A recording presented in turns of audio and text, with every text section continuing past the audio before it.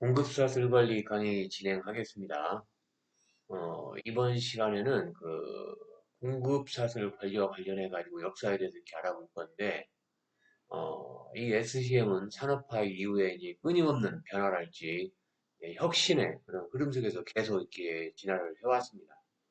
특히 이제 1950년대 이후로 이제 제조업의 이제 발전이나 그다음에 이제 정보 기술 이런 것들이 도입되고 그다음에 이제 글로벌화 되면서 20세기 중반 이후에 이제 큰 패러다임의 변화를 이렇게 거치면서 현재는 4차 산업혁명 기술들이 다 적용이 되고 있고 이런 디지털 기술이랄지 지속 가능성, ESG와 관련된 것들 이런 것들이 이제 새로운 지평에 이렇게 도달되어 있고 최근에 이제 디지털 전환과 지속 가능성을 추구하는 이제 시대적인 흐름에 맞춰가지고, 어, 주요 이제 패러다임의 전환을 이렇게 거쳤고, 이에 따라 가지고 이제 공급사슬의 이제 역할이랄지, 이제 운영 방식 이런 것들도 크게 많이 달라지고 있습니다. 그래서 이제 이번 시간에는 각 시기별로 변화와 그런 이제 핵심 개념, 성과, 이런 한계, 어떠한 기술들이 적용됐는지, 그리고 이제 업종별로 그런 이제 SCM에 대해서 적용 전략이랄지, 그다음에 이제 향후에 이제 미래의 청사진, 4차 산업혁명과 관련해 가지고서 SCM이 이제 어떻게 변화할 건지 이런 것까지 이렇게 알아보도록 하겠습니다. 강의 자료는 이제 저작권법에 대해서 이제 저축이 되기 때문에 학기 중에만 이렇게 활용을 하시고 학기가 종료되면은 파기해 주시기 바랍니다. 공급사슬 관리에 대한 정의를 간단히 설명을 드릴 건데, 공급사슬 관리 이제 서플라이 체인 매니저먼트죠. 이제 SCM이라고 하는데, 어, 이런 것들은 이제 원자재의 조달로부터 최종 소비자에게 이제 제품이랄지 서비스를 전달하기까지 이제 전체적인 흐름을 통합적으로 계획하고 그다음에 이제 운영하는 전략적인 이제 접근 방식이라고 할 수 있습니다. 이러한 이제 SCM은 단순한 물류랄지 이런 이제 운송의 이런 최적화를 넘어서 기업 간의 이제 전 과정을 통합적으로 계획하고 운영해서 가치를 좀 효율적이고 일관되게 이제 전달하는 그런 이제 조직 간의 그런 이제 활동이라고 이렇게 할 수 있습니다. 그래서 뭐 간단히 말씀을 드리면은 원재료의 조달로부터 이런 원재료를 받아서 이제 생산을 하고 그다음 생산된 제품에 대해서 이제 유통을 하고 이런 것들이 이제 최종 소비자에게 어, 전달되는 그리고 이제 그 이후에 이제 역방향의 흐름 쉽게 말하면은 이제 역물류까지도 이제 포함하는 그런 활동이 되겠습니다.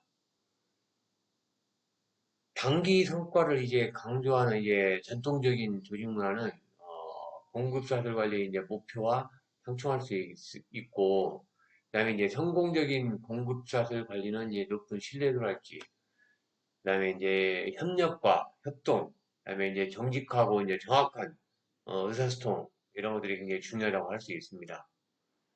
공급사슬의 이제 모든 참여자가 이제 이익을 얻는 것들이고, 이러한 이제 공급사슬의 범위는 공급자의 이제 공급자로부터, 그 다음에 고객의 고객, 쉽게 말하면 이제 2차 공급자랄지 2차 고객까지로도 지금 현재는 이렇게 확대가 되어 있고, 이러한 이제 공급사슬은 반품이랄지 보증기간 내에 이제 수리하는 것들, 그다음에 이제 재활용을 돕는 이제 역물류 활동도 이게 포함이 되어 있습니다. 이런 이제 SCM의 목표는 이제 전체 공급망을 좀 최적화하고, 그다음에 이제 리스크에 좀 대응할 수 있는 것들, 이런 것들을 통해서 좀 비용도 절감하고, 그다음에 고객들에게 이제 서비스 수준을 향상시키고, 지속 가능성을 확보하는 것이 이제 목표라고 할 수 있습니다.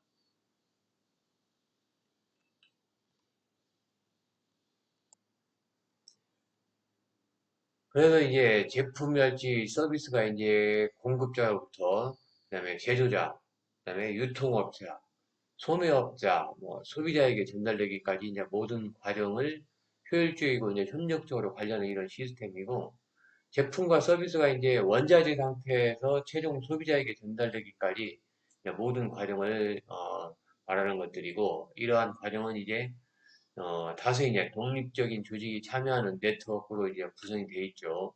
그래서 이제 생산이랄지 물류, 유통, 판매에 이르는 이제 모든 과정이 포함된다고 할 수 있습니다. 이러한 흐름에서 이제 물리적인 흐름에 대해서 이렇게 간단히 알아보면은, 공급망에서 이제 실제로 제품이 이제 이동하는 흐름을 말하는 것들입니다.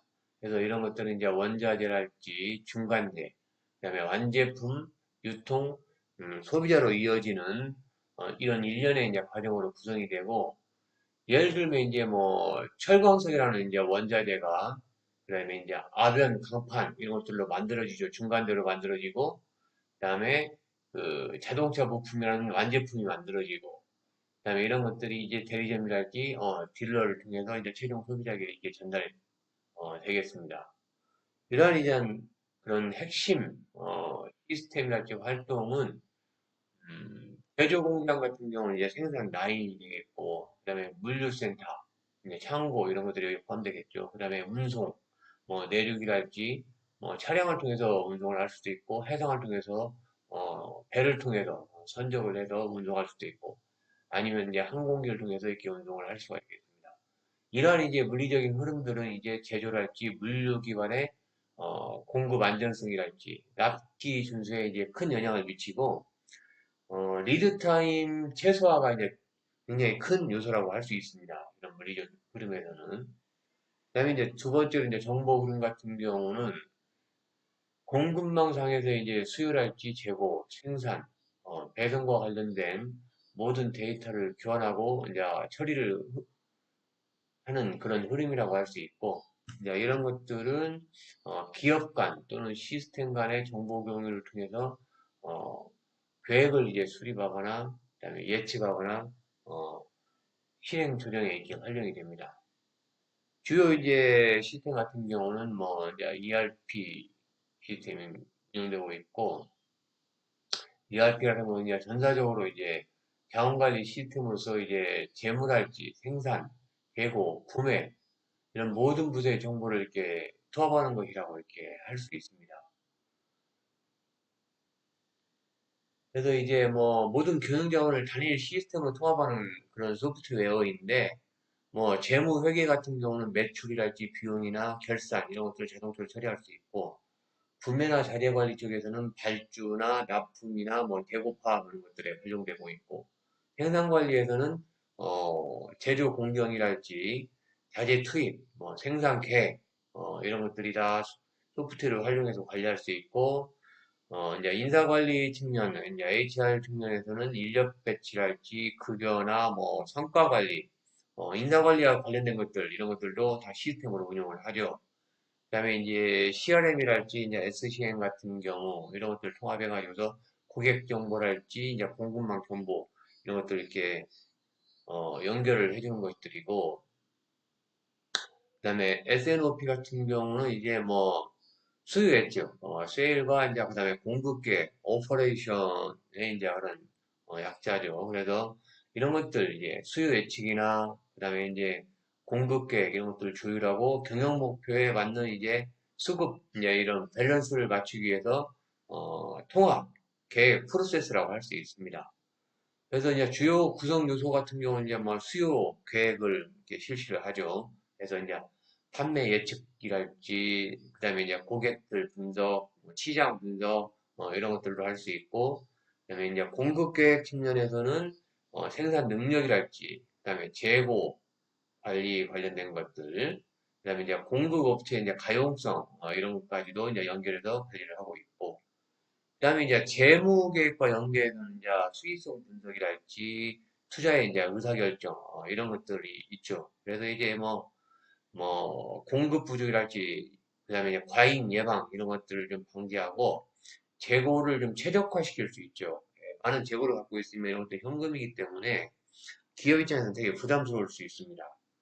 어, 그래서 이제 재고를 좀 최적화하는 것들, 그다음에 납기 신뢰도를 향상하는 것들, 이런 것들이 있고, 뭐 유니레버 같은 경우는 주요 이제 글로벌 SNOP 이런 통해 가지고서 제품 수요 예측이랄지 정확도 이런 것들이 많이 향상되고 있고, 우리 뭐 삼성전자 같은 경우도 뭐 AI 기반의 이제 이런 수요 예측이랄지 공급망 조정 운용 이런 것들이 이제 이루어지고 있습니다.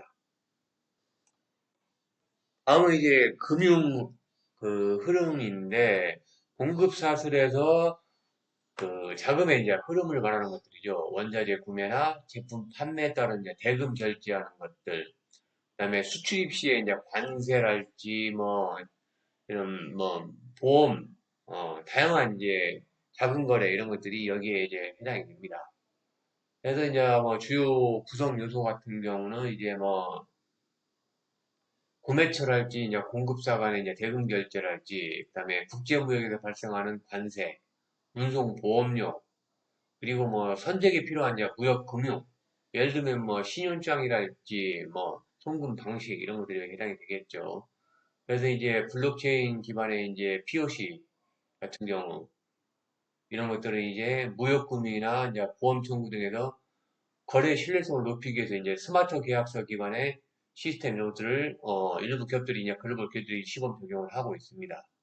그래서 이제 이런 금융 흐름의 목적은 공급 내 공급망 내에서 이제 자금 회전율을 개선하고 거래의 이제 투명성을 확보하고, 그다음에 이제 글로벌 거래의 리스크를 이제 최소화하는 데 이렇게 기여하는 데 그 목적이 있습니다. 뭐 무역금융 같은 경우는 이제 국제 무역에서 수출입 거래 이제 금융 리스크를 이제 줄이기 위해서 이제 은행 등 그런 금융기관이 개입해서 자금 조달을 돕는 그런 이제 금융 서비스를 이제 무역금융이라고 하죠.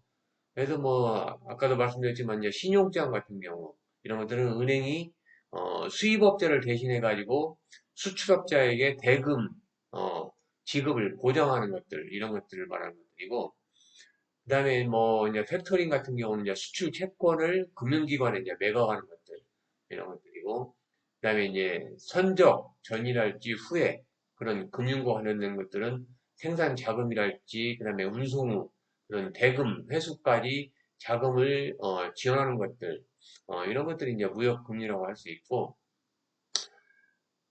그 문제점은 이제 문서 중심의 이제 프로세스는 좀 비효율적이고 위조 위험이 좀 있습니다. 그리고 처리 기간이 되게 길죠. 그래서 요즘은 이제 블록체인 이런 이제 POC 이런 것들을 많이 이렇게 활용을 이렇게 하고 있습니다. 그래서 이제 블록체인 POC 같은 경우는 기업이 블록체인 기술을 이제 파일럿 프로젝트로 이제 검증하는 것들이죠.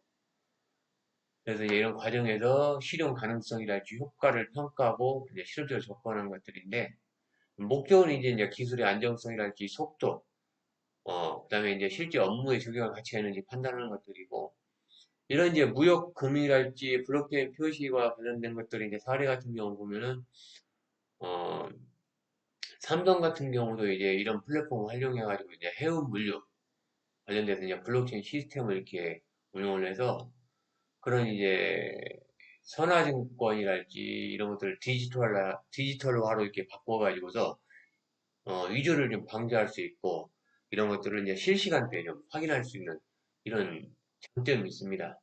전반적으로 이제 이런 시스템 운영하는 것들은 문서 위조 방지나 처리 시간을 단축하는 것들, 그다음에 실시간에 이제 거래 추적이랄지 투명성을 확보하는 것들, 그다음에 이제 수출입 관련해서 이제 이해관계자들, 수출이나 수입하는 사람들이랄지 은행이나 관세청 이런 데와 관련해 가지고서 이제 신뢰 같은 거 좀 기반을 형성하는 거라고 할까? 이런 것들이 여기 포함된다고 할 수 있습니다. 다음은 이제 공급사술의 이제 역사적 발전 과정인데, 개요 부분에서 간단하게 이렇게 요약해서 설명을, 전반적으로 흐름을 설명을 드리고, 뒷부분에 가서, 연도별로, 어떠한 기술들이 사용됐고, 어떤 것들이 있었는지 이렇게 세부적으로 이렇게 알아보도록 하겠습니다. 먼저 1950년대에서 60년대 같은 경우는, 시대적 배경을 보면은 이제 전반적으로 이제 그 2차 대전, 세계대전 이후에 이제 산업성장이랄지 이제 공급 주도형 시스템이 이렇게 적용됐던 시기이고, 대량 생산 중심의 이제 공급망, 푸시 기반의 이제 생산 체계였고, 그 다음에 이제 1964년도에 MRP 이제 이런 기반이 이제 적용이 이렇게 되었습니다.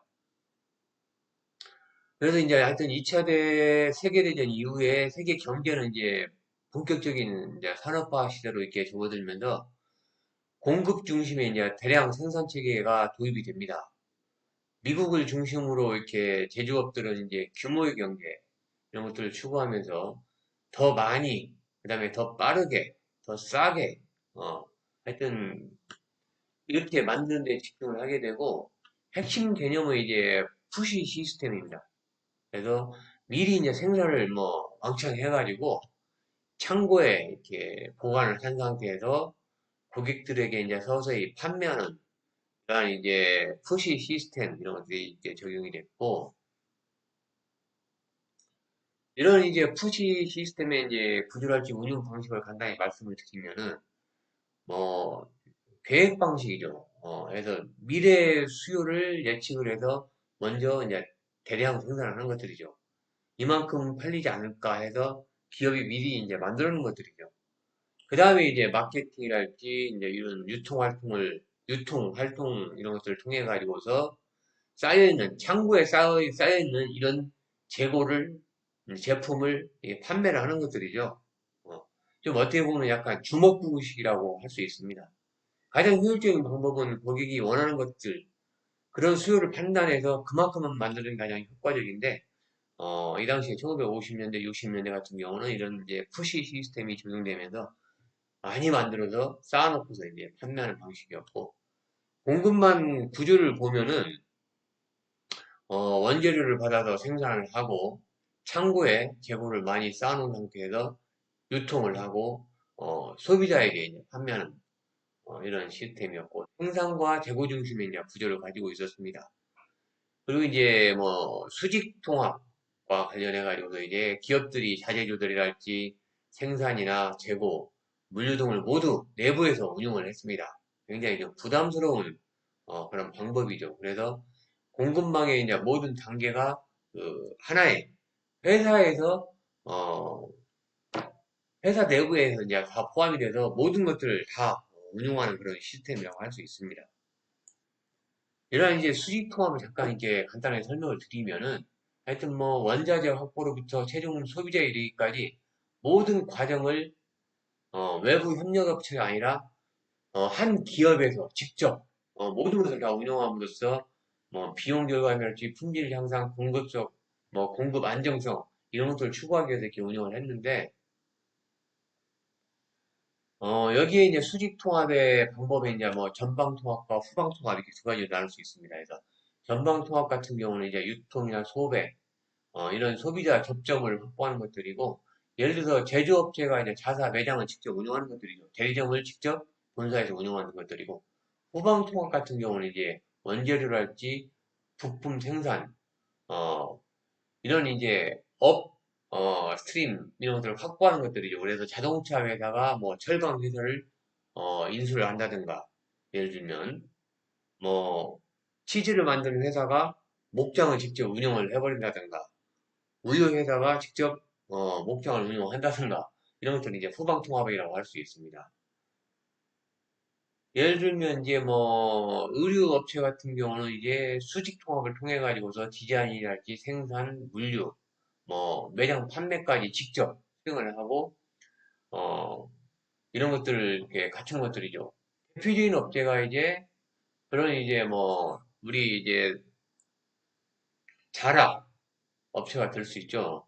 어 인덱스 이제 그룹의 자라 같은 경우인데 이런 수직 통합 형태죠. 직접 디자인하고 생산하고 물류 매장까지 직접 관리하죠. 어, 그러니까 뭐 이제 2주 만에 뭐 새로운 신상품을 출시할 수 있죠. 이제 패스트 패션. 그러다 보니까 이제 소비자의 반응이랄지 이런 것에 즉각적으로 대응할 수 있고, 재고 부담을 좀 최소화할 수 있는 이런 것들도 좀 가지고 있고, 뭐 아마존 같은 경우도 이제 자사 물류망 같은 걸 이제 구축을 해가지고, 풀필먼트 센터랄지, 그 다음에 이제 아마존 에어랄지, 그 다음에 이제 아마존 플렉스 이런 것들 이제 자사 물류망을 구축하고 있고, 이런 것들을 이제 아마존 웹 서비스 이런 것들을 통해 가지고서 자체 이제 IT 인프라 개발이랄지 외부에 판매하는 것들.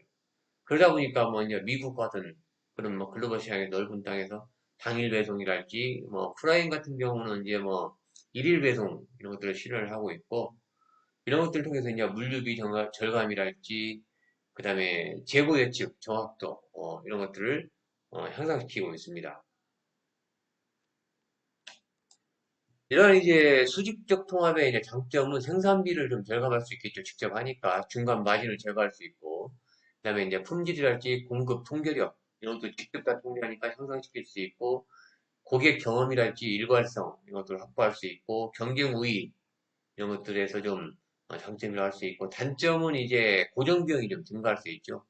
모든 것들을 설비 투자를 해야 되니까 기업이 원자료부터 해서 고객까지 모든 걸 책임지니까 설비 투자랄지 이런 고정비가 좀 증가할 수 있고, 그다음에 이제 좀 유연성이 부족할 수 있습니다.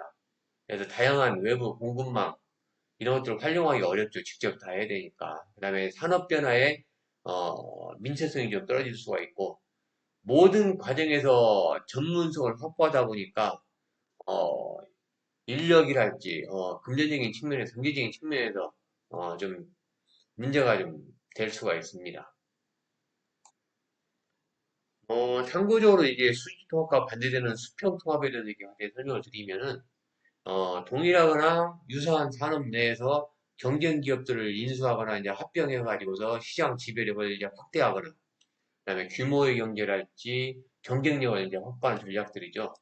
그냥 이런 것들 같은 경우는 이제 공급망은 같은 단계에 있는 기업을 통합하는 것들이고, 주로 이제 시장 점유율을 확대하거나 경쟁 상대를 제거하거나 비용 절감이 이제 주로 목적입니다. 그래서 이제 산업이랄지 동일 가치사슬 단계에서 이제 기업을 인수하거나 합병하거나 이런 전략적 제휴를 함으로써 이제 시장 영향력을 확대하는 것들이죠. 예를 들면 뭐 식품 음료 회사 A가 식품 음료 회사 B를 합병을 해가지고 아니면 인수를 해가지고 더 큰 기업을 만드는 것들 이런 것들이죠. 그래서 수평적 통합의 목적은 경쟁사를 제거하거나 흡수하는 것들, 시장 점유율을 좀 확대하거나 규모의 경쟁을 실현하거나 아니면 뭐 이제 브랜드 포트폴리오 이런 것들 강화하기도 실시를 하는데 뭐 과거에 보면은 이제 마이크로소프트가 이제 짓허브 이런 것들을 인수해가지고서 이제 클라우드랄지 이제 개발자 이런 생태계 확대를 위해서 오픈 소스 코드랄지 이제 공유 플랫폼 이런 것들을 인수를 했죠. 2018년도에 그런 것들도 있고 뭐 우리나라 같은 경우는 얼마 전에 그 대한항공이 아시아나항공을 인수하는 것들 그래서 이제 우리나라의 항공산업의 경쟁 힘을 좀 줄이고 글로벌 항공사로서 이제 경쟁력을 확보하기 위해서 이런 어떻게 보면 인수입병을 이렇게 했죠. 그래서 이제 뭐 수평적 그런 통합 효과를 극대화시키기 위해서 이제 국제 노선이랄지 화물망 이런 것들 통합하고 그다음에 이제 중복 운용되지 않게끔 이런 것들을 이제 축소시키고 비용을 좀 효율화시킬 수 있겠죠.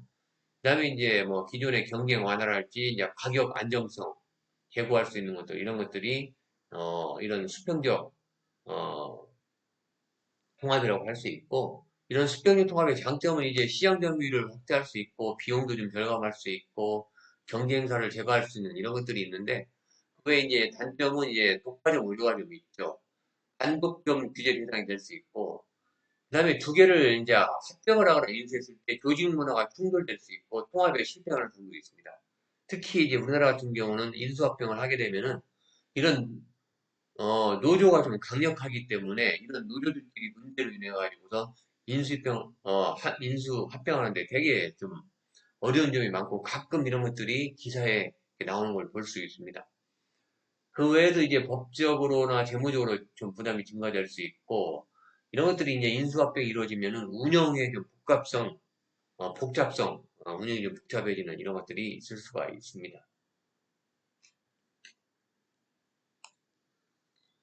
다음은 이제 뭐 70년대 이제 80년대 상황인데 이 당시에 이제 상황을 보면은 이제 초기 어떻게 보면 이제 인터넷 이런 것들 좀 컴퓨터를 활용하는 게 시점에 있었고 이 당시에 보면은 이제 전 세계가 이제 오일 쇼크랄지 그다음에 경기 침체를 겪는 가운데 일본의 이제 제조업들이 이제 기존에 그 대량 생산 방식과는 전혀 다른 이제 혁신적인 이런 생산 철학을 제시하면서 주목을 받게 되죠. 일본 경제가 이제 어떻게 보면 7, 80년대 독일도 마찬가지고 급성장하는 이런 시기입니다. 이런 것들이 이제 바로 이제 그 MRP2랄지, 그 다음에 이제 린 생산 방식이나 아니면 이제 저스트 인 타임 이런 생산 방식을 적용하면서 급성장하게 되는 그런 시기가 되었고, 도요타에서 시작된 이제 린이랄지 짓 같은 경우는 그런 이제 기존의 그 TPS, 일본의 이제 도요타 생산 시스템이죠.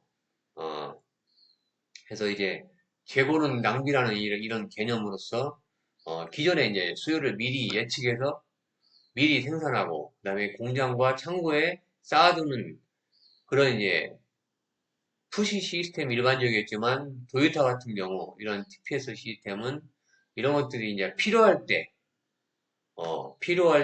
필요한 만큼 생산한 다음 그런 이제 저스트 인 타임 철학을 이렇게 도입을 했고 공정 간의 이제 흐름을 좀 단순화시키고 낭비 요소를 제거하는 그러한 이제 린 생산 방식 이런 것들을 결합을 했습니다. 그래서 이런 것들을 이제 도입한 대표적인 도구가 이제 칸반 카드였는데 이런 것들은 이제 그 일종의 생산 지시서죠. 그래서 요청서가 이제 앞으로 앞 공정에 가서 다음 공정에 필요한 만큼 주세요. 이렇게 카드에 작성해서 이만큼 이 물자를 이러한 부품을 이만큼 주세요. 하면 내가 필요한 만큼 만들어서 이렇게 생산하는 것들이죠.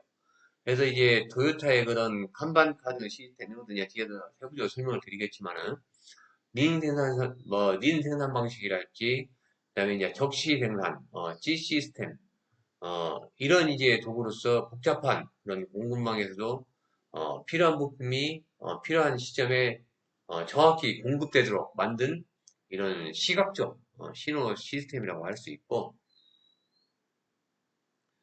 그 다음에 이제 MRP 그 2가 이렇게 70년대 후반에 등장을 하게 되는데 이는 이제 60년대에 만들어졌던 이제 MRP의 그 확장판이라고 할 수 있죠. 그래서 이제 자재 관리뿐만 아니라 이제 재무 계획이랄지 생산 용량, 그다음에 공장의 자원 관리까지 이제 통합된 것들이고 공급망이 이제 더 높은 이제 정확도랄지 협업을 이제 가능하게 만든 전사적인 생산 지원 통합 시스템이라고 이렇게 할 수 있습니다.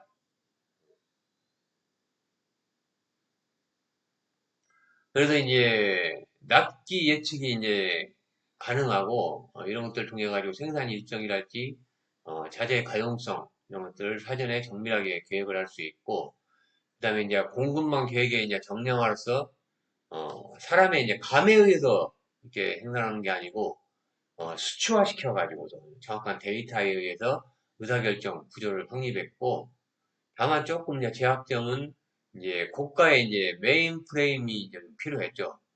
당시에 이제 이 당시에 70년대 당시에는 이게 이제 컴퓨터가 이제 되게 좀 비쌌죠. 고가의 제품이다 보니까 이런 이제 전산 인프라를 도입하는데 장벽이 좀 이렇게 있었습니다. 그런 장벽이 좀 있었고 그다음에 이제 부서 간의 그 이런 이제 사일로 이런 것들이 발생을 해가지고서 생산이나 구매, 재무부서 간의 데이터 통합이 좀 어렵고 연결이 좀 안 됐습니다. 이런 이제 부서 간의 사일로 시스템 이런 것들은 현상은 뒤에서 설명을 드리겠습니다. 그래서 이런 것들이 이제 1990년대 정말 어떻게 보면 이런 문제점에 의해서 이제 ERP 시스템이 이제 도입이 되게 됩니다. 어, 이런 이제 MRP와 이제 MRP2 관련된 것들 이렇게 설명을 간단히 이제 드리면은 MRP 같은 경우는 이제 자재 중심이죠.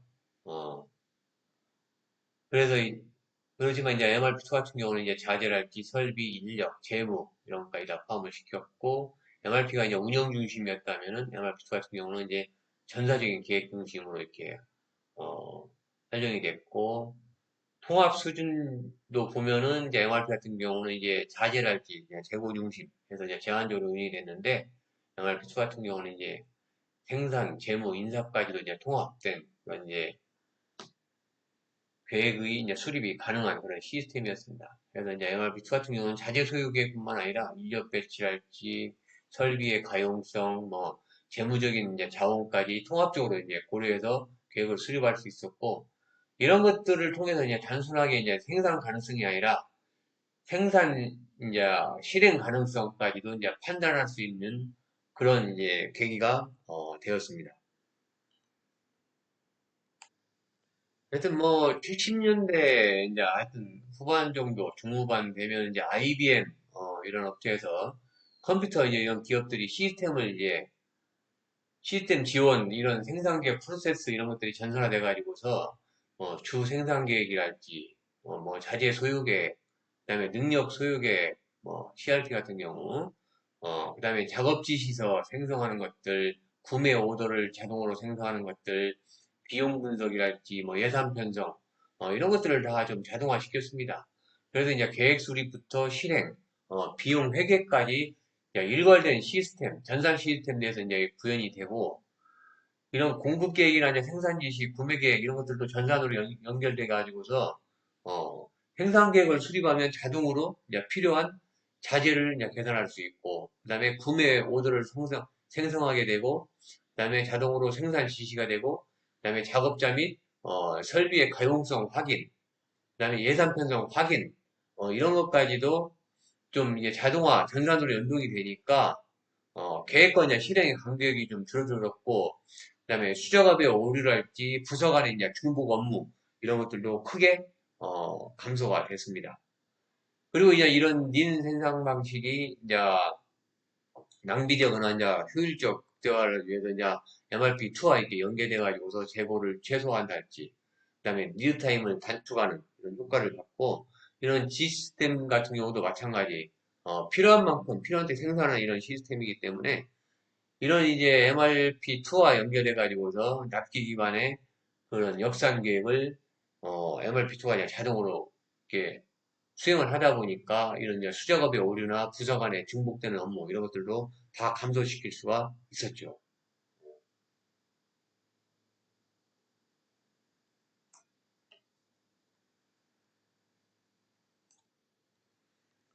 다음은 이게 1990년대인데 하여튼 80년대 후반 그다음에 90년대 초반에 이제 제조업체들이 이제 MRP2 이런 것들을 통합된 그 자재랄지 자원관리 이런 것들을 수행하고 있었지만은 이제 기업의 이제 글로벌화랄지 기업들이 이제 생산 아웃소싱 이런 것들이 증가하고 그다음에 유통이 좀 다양화 이제 되면서 기업의 이제 전 부서에 완전한 이제 통합 시스템 이런 것들이 이제 필요하게 된 것들이죠. 다 연결이 돼야 되는가.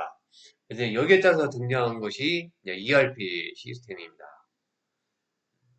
그래서 이제 ERP 시스템은 이제 생산이나 재무나 회계나 인사나 뭐 자재, 구매, 영업, 하여튼 기업 내 모든 이런 부서의 자원을 통합적으로 관리하는 정보 시스템이라고 이렇게 이해를 하시면 됩니다.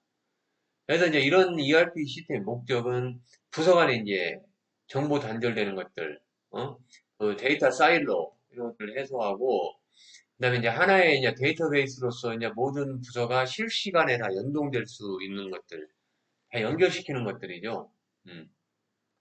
그래서 이제 주요 기능은 이제 ERP 주요 기능을 보면은 공급 계획이랄지, 뭐 생산 일정, 재무 회계, 뭐 인사 급여, 뭐 영업, 뭐 물류 관리, 이런 것들 다 여기에 포함되어 있고, 그래서 뭐 주요 이제 기술 그 혁신 분야를 보면 이제 뭐 클라이언트 서버 방식의 이제 ERP 그 소프트웨어 이런 것들도 출연하게 되고 대규모 이제 기업에서 맞춤형 이제 커스터마이징이 가능해졌죠. 그리고 이제 실시간에 정보 처리 능력이 향상되면서 서로 부서 간이랄지 기업 간에 다 이제 정보를 공유할 수 있는 그런 시스템이 적용이 됩니다. 하여튼 뭐 90년대 이후에 이제 기업들이 이제 더 이상 이제 단순히 그 생산 계획만으로는 경쟁력을 이제 유지할 수가 없다는 사실을 다 인식을 하게 되죠. 그래서 글로벌 시장에서 경쟁이 이제 치열해지고, 그다음에 이제 고객들의 요구가 또 다양해지고, 어, 그다음에 기술이 이제 고도화되면서 기업의 운영 방식에 이제 큰 변화가 생겼습니다. 여기에 따라 가지고 이제 SCM의 이제 개념이 본격적으로 정립되는 시기가 이때입니다. 이제 90년대이고 기존에 이제 MRP나 이제 MRP2 시스템은 이제 주로 기업 내부 자재랄지 생산 계획에 초점을 맞췄지만은 이러한 이제 SCM은 공급자로부터 제조자, 그다음에 유통업자, 그리고 최종 소비자까지 공급망 전체의 이제 흐름을 이제 하나의 체계로 통합 관리하는 것을 목표로 하는 것들이죠. 그래서 공급망 흐름의 전반, 그러니까 원재료 조달로부터 뭐 생산하고 유통하고 판매하고 고객 서비스, 어? 여기까지 연결하는 최적화하는 방식이 이제 ERP 시스템이라 할 수 있고 이제 이런 것들로 인해 가지고 생산성이랄지 납기의 정확도 이런 것들은 물론이고 이제 어떻게 보면 전체 비용의 효율성도 기업 입장에서 보면 되게 이제 극대화할 수 있는 그런 계기가 이렇게 되었죠. 그래서 이제 SCM의 이제 도입 효과를 좀 알아보면은 뭐 재고 절감 어떻게 보면 이런 것들이 이제 가장 큰 것들이죠. 어, 그래서 이제 실시간으로 수요를 예측하고 이제 생산 이런 것들을 조정하기 때문에 불필요한 자재랄지 완제품 이런 재고를 좀 최소화할 수 있는 계기가 됐고 이런 이제 재고 절감을 하다 보니까 창고 운영비랄지 뭐 자산 운영 비용이랄지 이런 것들도 이제 비용을 줄이는 데 이제 큰 도움을 받게 됩니다. 이제 다음은 납기 단축인데 공급망 이제 전 과정에서 발생하는 이제 그런 정보의 지연을 최소화시키고 실시간으로 다 주고받을 수 있으니까 그다음에 이제 조달이랄지 생산이나 배송의 이런 병목 구간을 실시간으로 파악을 할 수 있겠죠.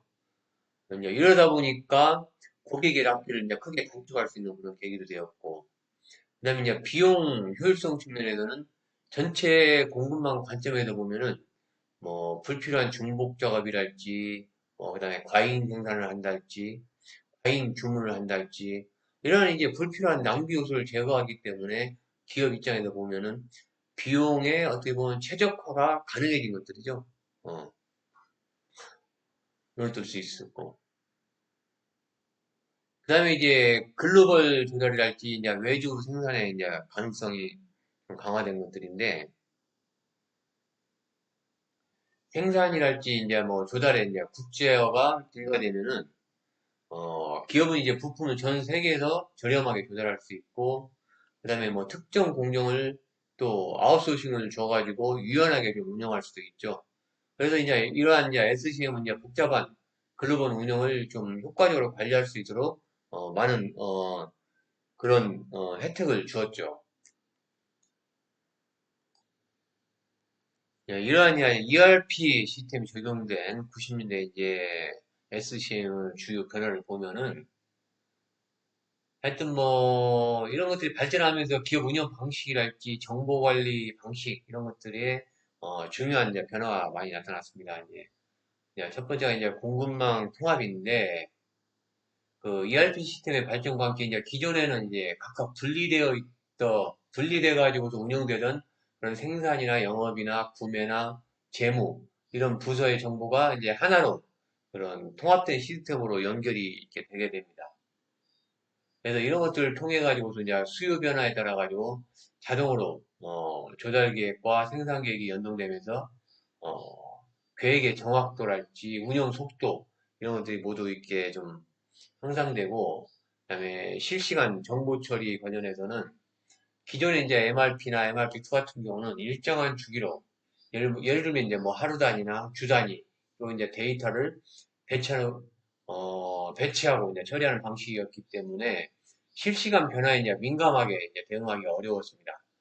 그러나 이제 이러한 SCM 시스템은 이제 센서랄지 이제 이런 클라우드 이런 소프트웨어 기술들과 결합되면서 실시간 그런 데이터 수집이랄지 분석이 가능해졌고 이제 이런 것들로 인해 가지고서 공급망 전반에 이제 굉장히 빠르게 정확한 의사결정이 가능해졌고 그다음에 이제 글로벌 소싱과 관련해서는 글로벌화로 인해서 이제 기업들은 더 이상 이제 자국 내에서만 부품을 조달하거나 생산을 이렇게 하지 않게 되죠.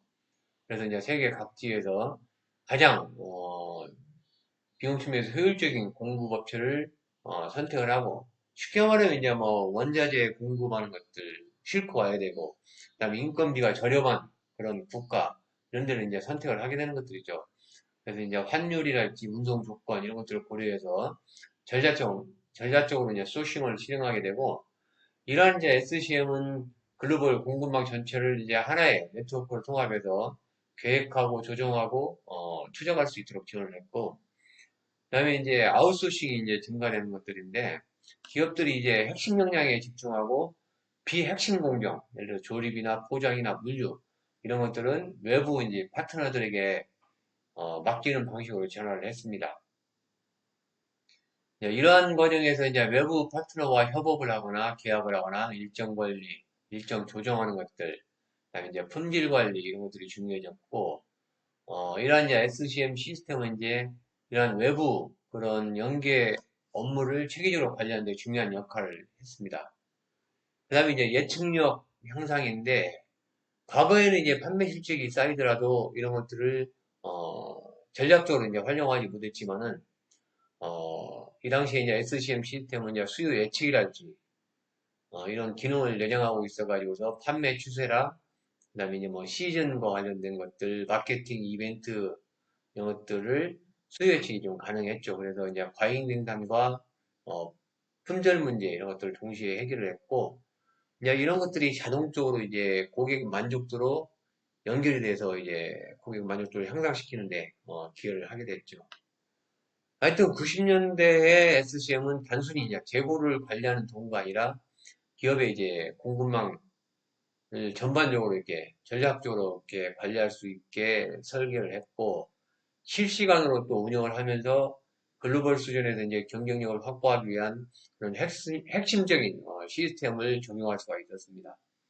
특히 이제 ERP와 연계된 그런 SCM 시스템은 부서 간의 협업이랄지 그다음에 공급업체와 이제 파트너십, 그다음에 고객 수요에 이제 굉장히 민첩하게 대응할 수 있도록 했고 오늘날 대부분의 이제 글로벌 제조업체랄지 유통기업들이 모두 이제 사용하고 있고 필수 인프라로 이렇게 자리를 잡게 되는 그런 계기가 이렇게 되었습니다.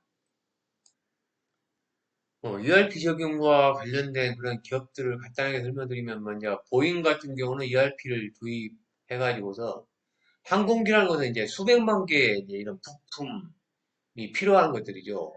수백만 개의 부품이 조립돼가지고 비행기가 만들어지는 건데, 이러한 이제 보잉 같은 경우는 부품의 설계로부터 생산 일정, 이런 것들 통합 관리를 해가지고서 그런 생산 일정을 효율화시키고 설계 변경 시도 전사적으로 자동 변경을 할 수 있도록, 반영할 수 있도록 가능하게 됐고, 그 당시에 이제 미국의 이제 크라이슬러 같은 경우도 자동차 이제 옵션별로 수요를 자동 계산해서 생산 계획을 수립한다든가 고객의 맞춤 모션 이런 것들 대응하고 과잉 생산을 방지하는데 이런데 이렇게 적용을 했습니다.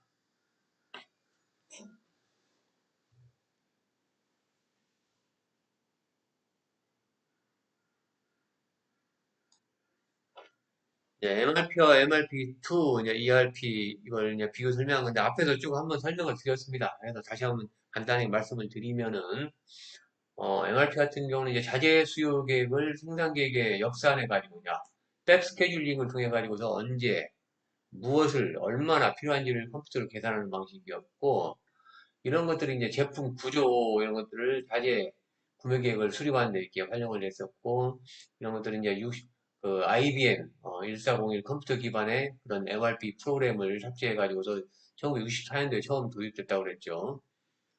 그리고 이제 MRP2 같은 경우는 이제 MRP를 좀 확장해 가지고서 제조 자원 전반에 이제 설비, 인력, 재무 이런 것까지 다 통합해 놓은 것들이죠.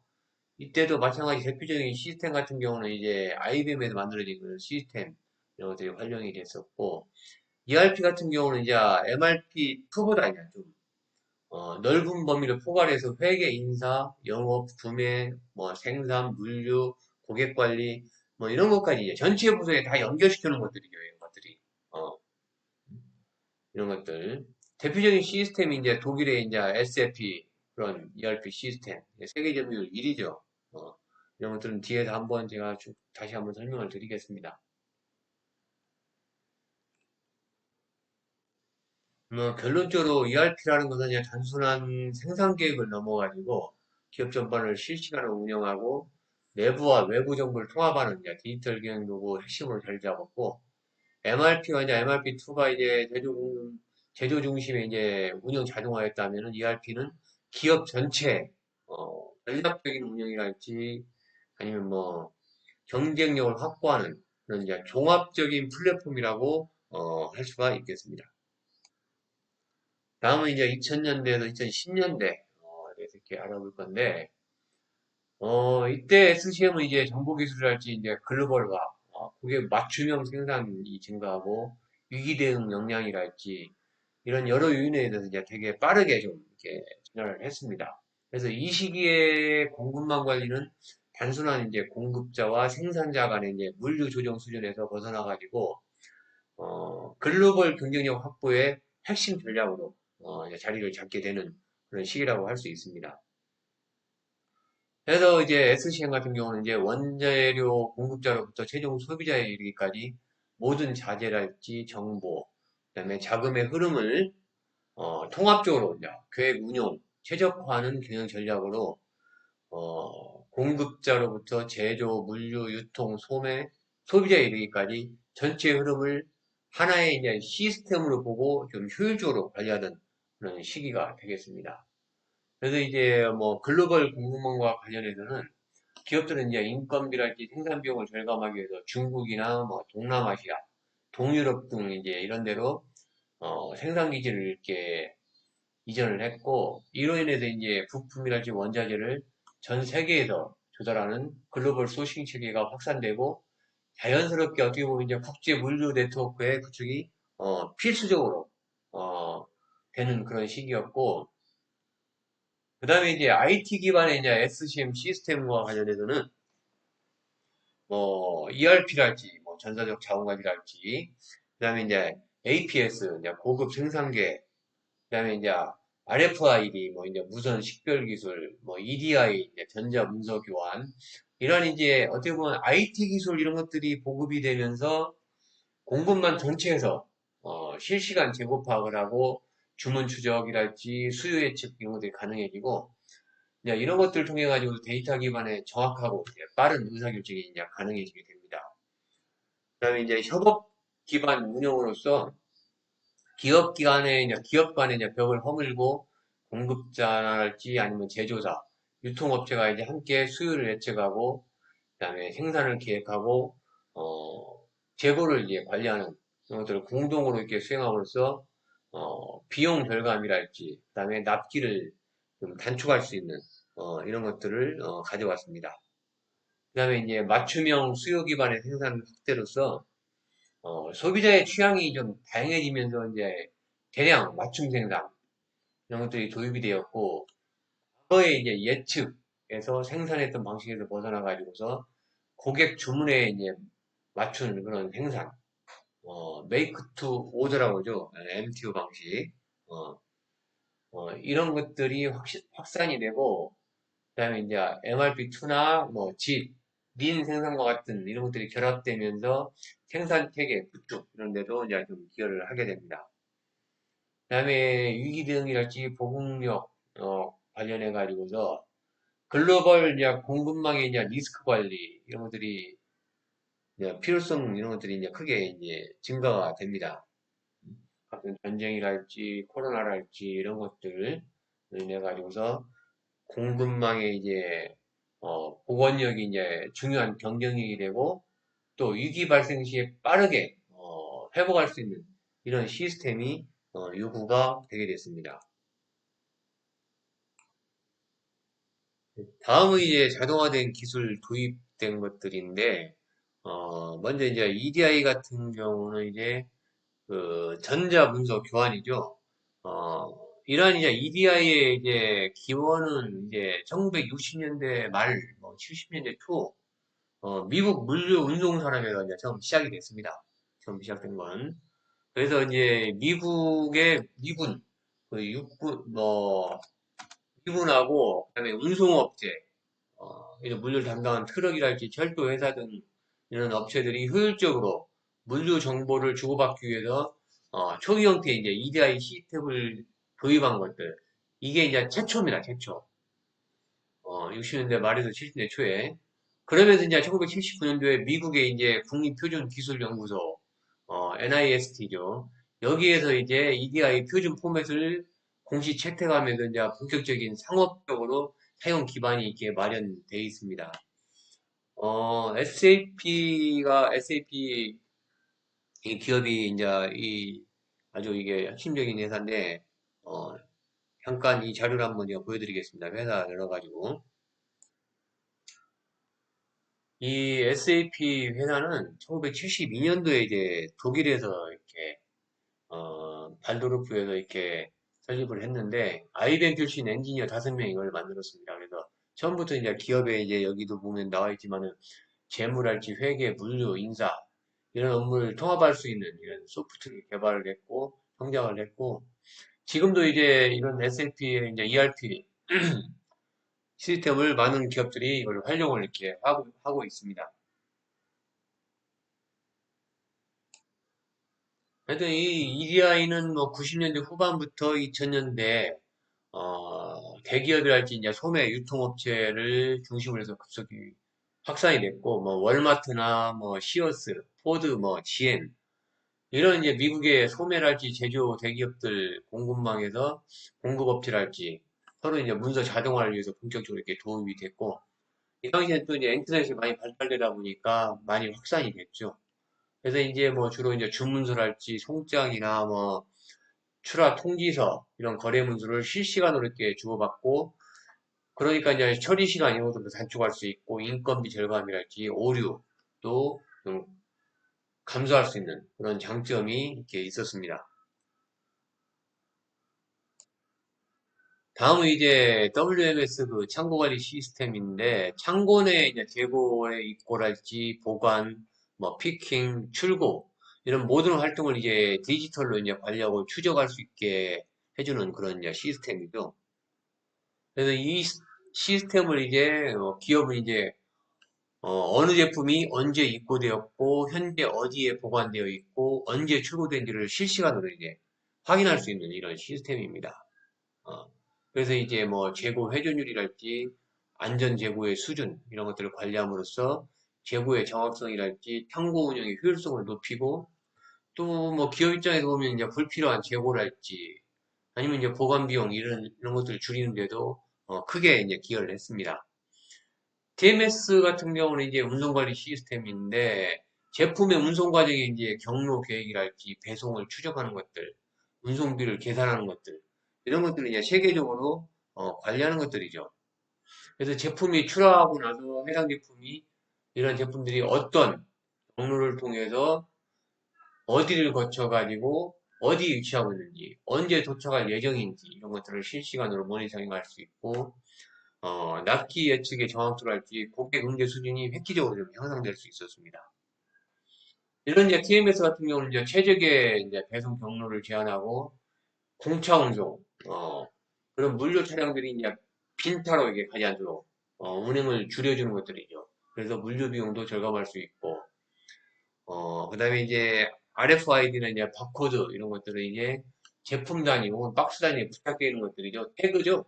이런 것들 통해 가지고서 제품이 어디 있는지 어떤 상태인지 신속하게 이제 처리할 수 있고, 그다음에 이제 이런 바코드는 이제 재고 그 이출고 시에 수작업 대신에 스캔 방식으로 처리되기 때문에 오류를 줄 수 있고, 속도도 굉장히 높일 수가 있습니다. 자동으로 처리되니까. 그래서 이제 RFID 같은 경우는 비접촉식으로 이제 여러 제품을 동시에 인식할 수 있기 때문에 창고의 이제 자동화랄지 무인 출고 시스템을 구축하는 데 기반이 되었고, 특히 이제 고부가 가치 제품의 이제 유통 이력 관리하는 데 아주 유용하게 활용이 되고 있습니다. 그 다음에 이제 ERP 시스템하고 이제 SCM, 공급사슬 관리를 이제 통합한 것들인데, 이런 이제 전사적 자원 관리, ERP하고 공급, 사슬 관리하는 SCM, 이런 것들을 통합함으로써 생산 계획이랄지 자재 소요, 재고, 조달, 뭐 판매, 어, 출하, 뭐 회계 등 이런 이제 공급망 전 단계의 데이터를 하나의 플랫폼에서 연계하여 관리할 수 있게 했습니다.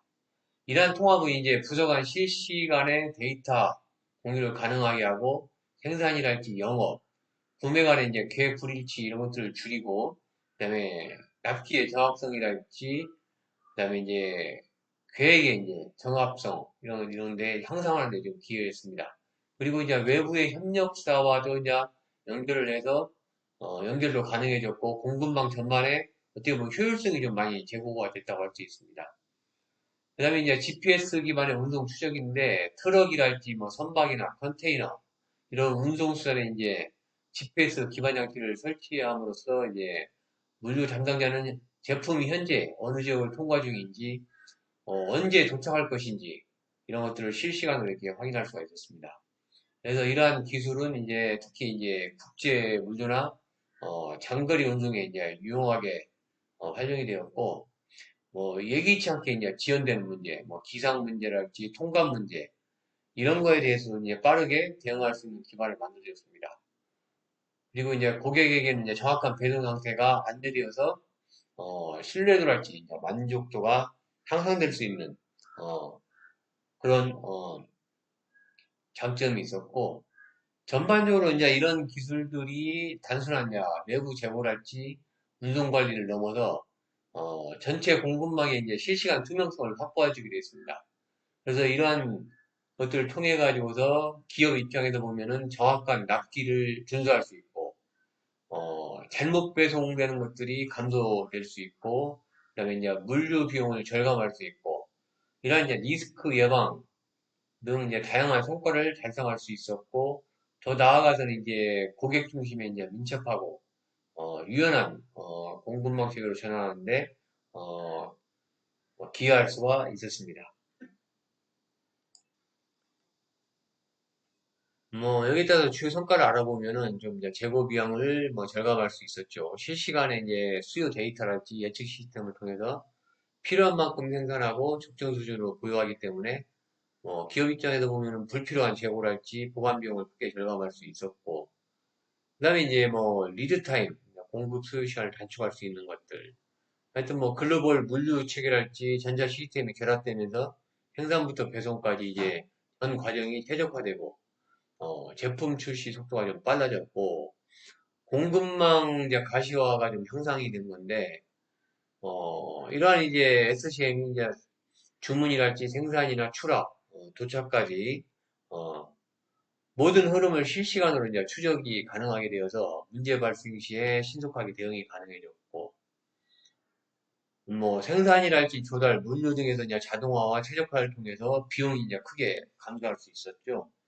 특히 이제 아웃소싱이랄지 글로벌 아웃소싱 이런 것들을 확대하면서 내부 고정비 부담도 크게 줄어들 수가 있었고, 그다음에 이제 공급업체나 물류사, 물류 기업들이랄지, 그다음에 유통업체 등과의 정보 공유가 좀 활성화되면서 공동 계획이나 운영 체계 이런 것들이 좀 확산되어서 기업 간의 좀 협업이 좀 강화될 수가 있었고, 조금 이제 한계점이라면은 이제 과도한 이제 글로벌 의존을 하다 보니까 생산 기지랄지 부품 조달에 그런 해외 집중이 되다 보니까 위기 발생 시 이제 대응력이 좀 저하될 수가 있었습니다. 예를 들어서 뭐 2008년도 글로벌 금융위기 시랄지 2011년도 일본 그 대지진 이때 뭐 이제 부품망 이런 공급망을 이런 것들이 단절된 그런 경우가 있었죠. 그리고 이제 좀 복잡성이 좀 증가된다고 할까? 그래서 이제 공급망 참여자, 뭐 공장이나 물류사나 유통망 이런 사람들이 많다 보니까 그리고 글로벌로 확산되다 보니까 계획이나 통제가 좀 어려워지는 것들 이런 것들도 좀 있었고 그다음에 이제 정보 격차가 발생하는 것들 대기업들은 이제 SCM을 자동화했지만은 중소 이제 공급업체와의 이제 정보 연동이 좀 미흡할 경우가 있었고 시스템 간의 이제 연계 문제로 실시간에 좀 협업에 좀 한계를 어, 가져온 이런 것들도 있었고 그다음에 이제 정확한 수요 예측이 실패 시 그다음에 재고 과잉이랄지 품절 리스크 발생하는 것들 쉽게 말하면 이제 수요 불확실성이 좀 취약한 이런 한계점도 좀 가지고 있었습니다. 이런 것들을 이제 앞으로 4차 산업혁명이랄지 디지털 기술을 적용해서 이런 것들을 좀 이런 문제점을 좀 보완한다면 이제 디지털 전환 중심의 이제 SCM을 좀 어, 형성을 해야겠죠. 지금 다 글로벌 기업들이 활용하고 있지만은 ITO 센서랄지, IoT 센서랄지, 그다음에 이제 RFID, 그다음에 클라우드, 디지털 트윈 이런 것들을 통해 가지고서 공급망의 모든 흐름을 디지털화해서 데이터 기반의 이제 시뮬레이션이랄지 예측력을 좀 향상할 수 있도록 하고 뭐 AI나 이제 머신러닝 이런 것들을 활용해 가지고서 좀 수요 예측이나 생산 계획, 물류 경로를 최적화하는 것들 이런 것들. 그다음에 이제 지속 가능한 공급망 구축을 위해서는 좀 ESG 경영과 확대해 가지고서 탄소 배출을 좀 줄인다 할지, 그다음에 윤리적인 생산하는 문제, 그다음에 친환경 조달 문제, 이런 것들도 친환경 물류, 뭐 공정무역 이런 것들이 좀 관심을 가져야 됩니다.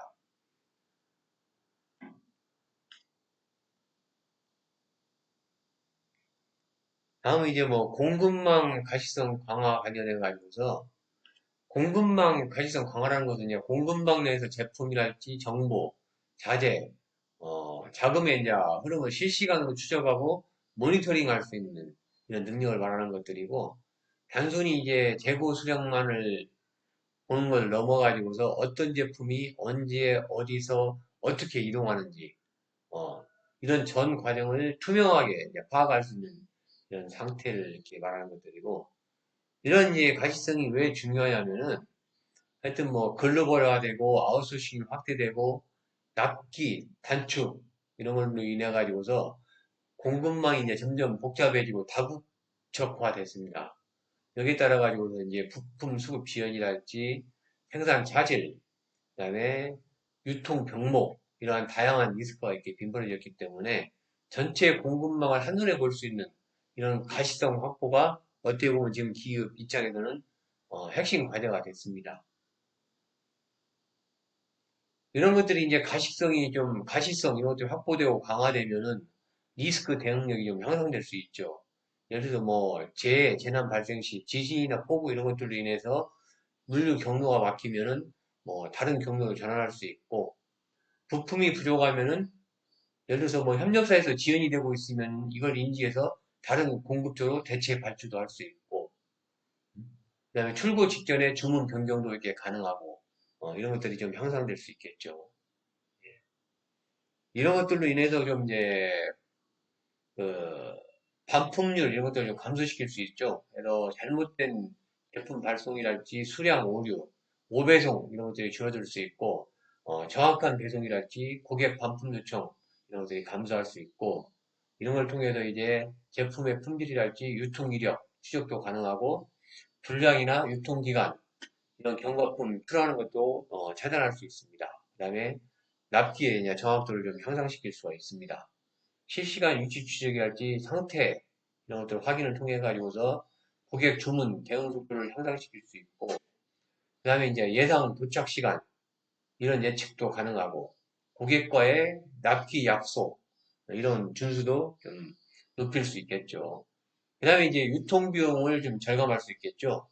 그래서 이제 비효율적인 물류 경로를 제거하고 그 다음에 공차 운송 이런 것들 감소시키고 그다음에 이제 잘못된 배송이랄지 재배송 비용 이런 것들도 감소를 시켜서 보관비랄지 이제 불용 재고 손실 이런 것들도 좀 감소를 시킬 수가 있겠습니다. 뭐 전반적으로 2000년대, 2010년대를 이렇게 경험해 보면은 공급망의 이제 가시성의 의미는 하여튼 제품, 자재 이동 상태를 실시간으로 추적이 가능한 이런 것들이 있었고, 그다음에 이제 EDI랄지 RFID나 WMS, TMS와 같은 이런 것들 기술을 도입했고, 이런 것들을 통해서 이제 반품률 감소를 통해서 출고의 정확도가 향상시켰고, 그다음에 이제 납기의 정확성이 증가돼서 고객 만족도를 향상시켰고, 유통 비용을 절감함으로써 재배송이랄지 과잉 배송, 비효율적인 물류를 제거할 수가 있었습니다.